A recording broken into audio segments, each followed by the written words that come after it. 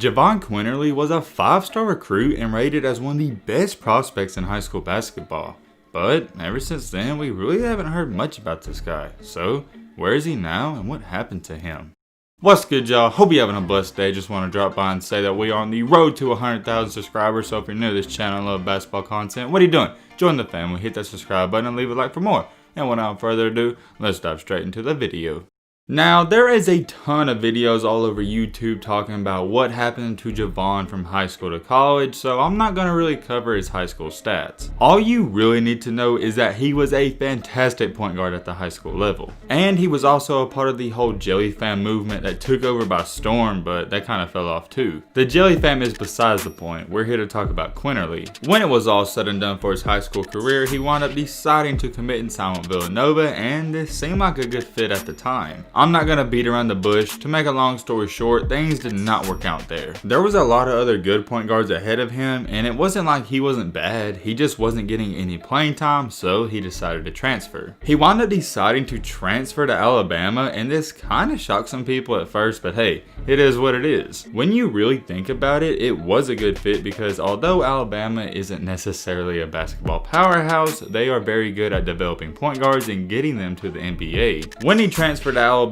this is where he lost all that hype and attention because he had to sit out, and when you're not playing for an entire year, nobody talks about you. At this point in time in our story, I wouldn't even say Quinerly fell off, he just wasn't playing, so he couldn't prove himself. But however, with that being said, when you're not going out there and proving yourself, there's other prospects getting that recognition. Technically, he wasn't allowed to play with the team, but he was practicing with the team, and the head coach even said he was the best player in practice at all times. That's really good news to hear, especially from a guy that really hasn't even played in our live game for 2 years. When the head coach said that though, it was last year, and now this year he's playing, so what's he up to? He's only played in 10 games so far, and there's a lot of mixed emotions about his game. I don't have mixed emotions about him, but a bunch of ESPN analysts do. Some people are saying he could play better and he's disappointing, but then others are saying he's right on track. But hey, I'll let you guys be the judge of his game in the comment section, so let me know what you think about him so far. In those 10 games he's played in, he's only started in 7, and it's sort of a weird reason. It goes back to the ESPN analyst saying he's not playing that good, and the coaches felt the same way. To say the least, he's had a very rocky start to the season. Not bad rocky, but just up and down all over. He'll have a 1 to 2 game span where he looks great, but then right after those games, he'll have a terrible game. Basically, what I'm trying to say is he hasn't been very consistent.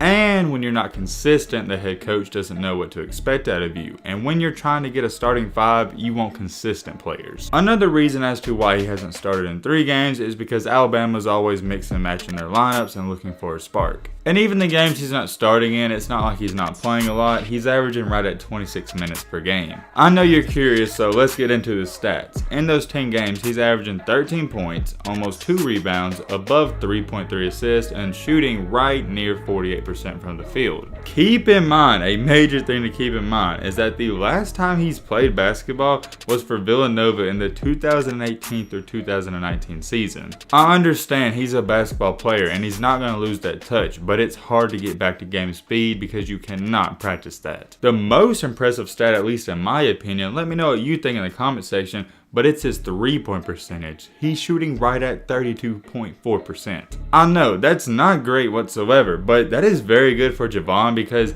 that is his weakness in his basketball game. He's not a great 3-point shooter. So if he can hover around that 33% mark, which is almost average / good, he'll be okay. Since we're giving him a lot of praise, I also do gotta criticize him because a downside to his game right now is that he is averaging right at 2.4 turnovers per game. Not really bad, but it's not acceptable either, and we expect more out of him. I understand all these stats and numbers don't jump out on the board at you, but as just a sophomore, they're not that bad. Am I saying they're great? No, but I think they're good for a player that hasn't played in a while. Also too, it's his second college team, so he's getting used to the system and coaches. People have so many mixed feelings when you talk about Quinerly because I can see you can make an argument for either way. You could say he should be playing better, but you can also say he's playing okay and he could be doing worse. This is one I'm very curious about. Please let me know in the comment section what you think about his game. Me personally, I'm somewhere in the middle of all of this. I'm giving him the benefit of the doubt because he hasn't played in a while, but sometimes when I watch him play, I do scratch my head and wonder, how he was a 5-star recruit. But then when I start to doubt on him and wonder why he was a 5-star recruit, he starts making incredible plays, so I don't know how to feel about him. I always try to base players and judge them on if they're getting better, and according to his last season at Villanova, which was almost 2 to 3 years ago, he improved all of his stats. At Villanova, he only shot 33% from the field and 25% from the 3-point line. He didn't play a lot there, but he only averaged 3 points per game, and obviously, he averages way more at Bama. Hopefully, he gets more consistent and familiar with the system and goes off, because as of right now, I don't think he's going to be able to go to the NBA draft. A lot of people did think he was going to be able to, but right now, I don't see it. Maybe in the next year or the year after. That's the update on Jahvon, though. Like I said, this is a real curious and interesting situation, so let me know what you think about his performance down below. But hey, man, with all that being said, that's going to wrap up this video. Hope you guys enjoyed. Hope you guys learned something. If you're new to the channel, what are you doing? Join the family, hit that subscribe button, and leave a like for more. And as always, let's be great. I'm out, y'all. Peace.